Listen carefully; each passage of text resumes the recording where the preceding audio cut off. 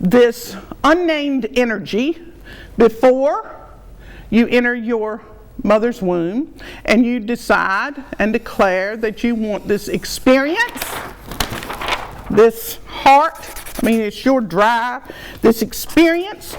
So you come down to earth and you accept the agreement that you are going to hurt, you're going to laugh, you're going to learn, and for the majority of your life, you're going to be confused. Because while we're here in this so-called life, alive, we don't have a clue why we're here, what we're doing while we're here, or where we're going afterwards. Unless you continue to die through all of those different layers of personalities that have been placed upon you through society, through your conditioning, through your childhood, through your experience. And you gain all of these things, so you can't possibly, unless you take time to embrace the moment and say, what am I really feeling? What am I really feeling at this precise moment? And from that alone, that's where you start. No, okay, let's say I said something. I don't like that movie, whatever movie it might be. Okay, now did I really not like the movie? Or was it because somebody was with me that I felt like I needed to say that I didn't like the movie so that I could agree with maybe he or she didn't like the movie? Or maybe I really didn't like the movie. Which one is it? Am I really communicating what I feel, or am I trying to appease those? Well, when this right here, this inner drive that's in you that bypasses this vehicle of expression, that bypasses the heart that you're aware of and your personality, it doesn't appease anybody, nobody. Nor does it compromise, nor is it accustomed to being fake. And each time that you continue to be fake by going along with these traditions and these ideas and these things that you've been doing for so long, then what you're doing is canceling out this whole experience. You know, it's pretty much null and void. You're just kind of like, you're not going through the life in a red fashion. You know, you're kind of like going through the life in and I am not debasing the color gray at all, but that's what you're doing. You know, you're kind of just blending in with the woodwork. You're not being authentically, divinely, sacredly human. So that's the 9. All right, that's red. So that's, and incidentally, you see that 18? This is real significant. The fact that this word is an 18, and it starts with an 18. Oh, how about that, Mitzi? Starts with an 18, and the expression of that last letter, which is this 4, 13 equals 4. So the whole deal is to be energetically alive. Oh, did I leave out one little teeny thing? I think I did. This 5. If you're going to be authentically real, then you're going to deal with your sexual expression. That's 5. You're going to deal with that because sexuality is the highest form of spirituality known to mankind. I said sexuality is the highest form of spirituality known to mankind. It is the energy that runs through you, it runs through me, it runs through all. It runs through trees, it runs through flowers, it runs through books, it runs through dogs, it runs through fish, it runs through everything. Everything. Because we are to be here to be fruitful and multiply. What does that mean, Paula? That means create. What am I to create, Paula? what you will. What you will, not what I will. What you will. You create what you will.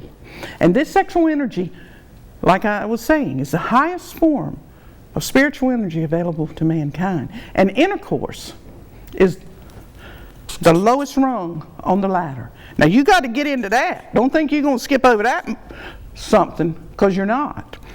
But you're going back. So you came this way, if that's the way we came. You know, if that's how it's done. But you came that way, and you're going to try. And you had sexual energy to produce you to get here. On this level and from a much higher level too. You know, this is sexual energy that brought you here. And this same sexual energy that when you came through the womb and were born, you were screaming with it. It's all over you. You're going to use that sexual energy to go back.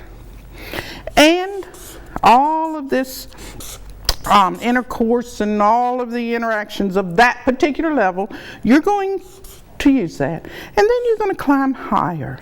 And then you may use that same energy for art. You may use it for drama. You may use it for music. You may use it for building a bridge. Who knows what you'll do with it? Building a bridge. You may sew a wedding gown. Who knows? But you may write a book. You may build a school, a church. It's your energy. I don't know what you're going to do with your sexual energy. Who knows? This sacred, sublime, sanctified sexual energy. What will you do with it? You certainly can't hide it. Because if you hide it and try to, here's that word again, sublimate it, you will get sick. You will get crippled. You will get angry. You will get bitter, jealous, envious, greedy, gluttonous. That's right. If you sublimate that sexual energy and do not let it flow into the expression of what you brought here to do, well, what else would it do but deform you? What else? What else can it do? It's got to move. And the movement will come through you. Okay, that was red. Now we'll move on, Mitzi. We're going to move on to the word real. Okay? Well, you already know that's 18 because I told you. I told you that. Which 1 and 8 is 9. Got another 5 in there? Yes, you do. Yes, you do. So you know that in being real, you've got to do everything I just told you before. You've got to experience, you've got to be authentic. Well, you just got to be real. But anyway, you got an A in there this time. You didn't have that last time. And you got a 3. Okay, so let's see what this beautiful word inhabits. Let's see. We got a 6 and we've got a 12. Get out of here, Mitzi. Get out of here. What are you going to do? What are you going to do when this happens? 18. 18 equals 9. You know, what did I tell you? You're going to come down here and you are here to serve a purpose. You know, you've heard so many people say that. Well, I'm alive, and but I just don't know what I'm supposed to be doing while I'm here. Well, if you get in touch with that sacred, sublime, sanctified sexual energy that is running through you, you might just get a clue. You just might. All right. You have to have a function to perform. Okay? Now, this function may not be in tune with your personality because you have been taught to be something you're not. But that real vehicle of expression, this guy right here, this hermit, who is the 9, like I said, he will not be silenced. And you cannot put him in the corner for timeout, nor can you put him in a cage like a dog for poo-pooing on the floor. You must pay attention to what is happening when this is happening, and it is happening all the time. It is guiding and directing you in your career, in your love affairs, in your meals, in your sleeping. Are you not sleeping? In your health, in your finances. All of this is coming from that. From the very fact that you refuse to be real. You think you're going to coast along. You think you're going to get through this world by doing what you've always done without digging deeper. But this particular energy says you're going to dig deeper and you're going to experience things you don't want to experience in order to find out what is authentic about you. That authenticity, it does not change.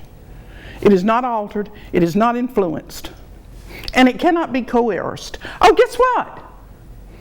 It can't be lied to, cheated on, or abused, abandoned, and all those things too.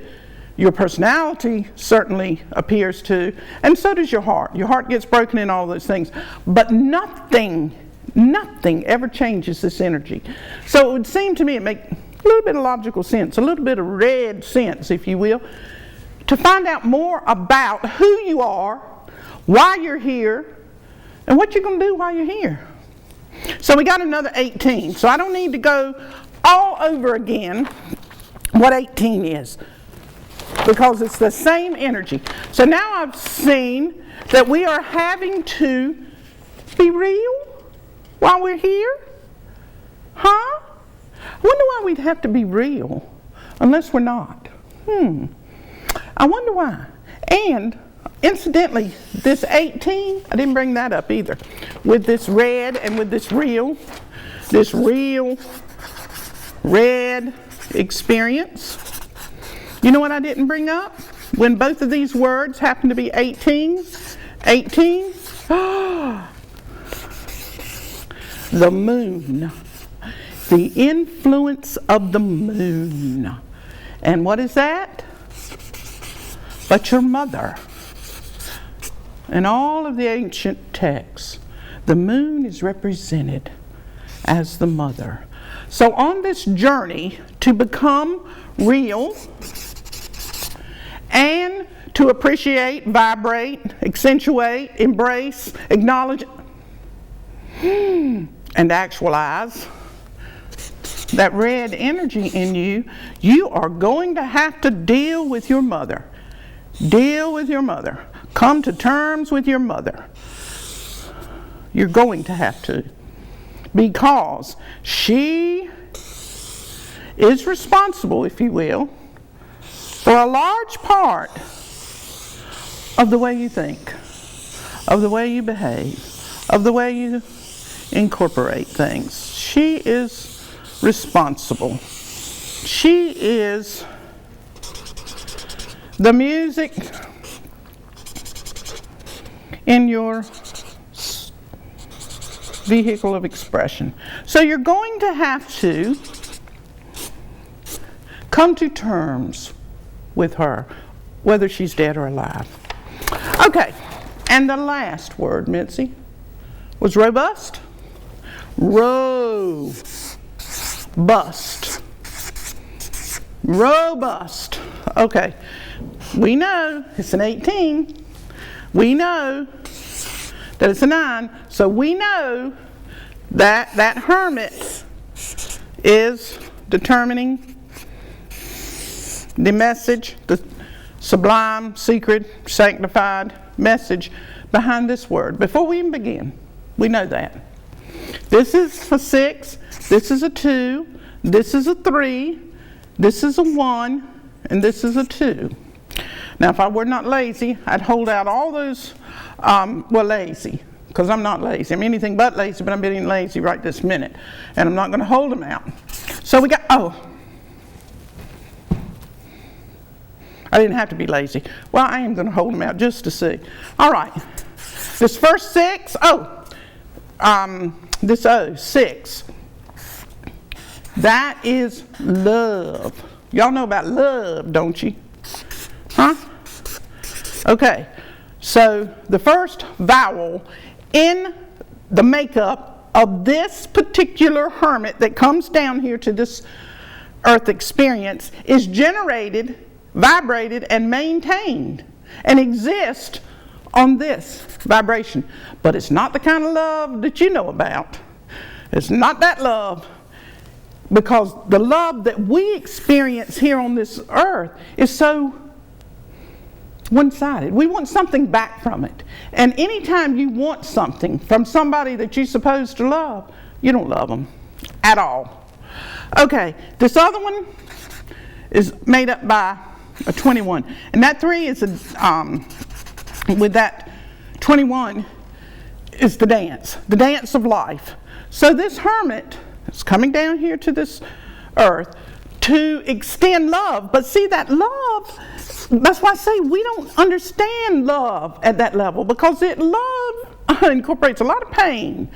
Love incorporates a lot of change. Love incorporates a lot of surprises. Okay? Surprises. Left out my other S. Surprises. Now this 3 that makes up this 9. Am I going too fast for y'all? I hope I'm not. I don't care whether I am or not. Just hold on. You're going to get deeper. This 3 right here, she is in the tarot cards. Oh yes, the tarot cards. She rules Venus. And what does Venus rule? But love. This is, all ancient ore, but makes sense to me. Now this particular fella right here, this 15, he's the sleuth himself. Paula, how can that be possible? How can love, I left out truth. Did I leave out truth? I didn't mean to leave out truth, because love is truth. Not necessarily the truth you want to look at, not necessarily the truth you want to hear, but love is truth. That's the love, because it is a detached kind of love. Okay? Paul wrote beautifully about that. If I have love, if I have love, then I don't have any of the other emotions that are supposed to be attached to this love. Okay? I'm like a clanging cymbal, is what that you can't even hear. This truth. All right? So, Paula, going back to what I was going to say. How in the world can this love, this vehicle of expression, of divine expression that we evidently are, have come down here? How can we have the devil that makes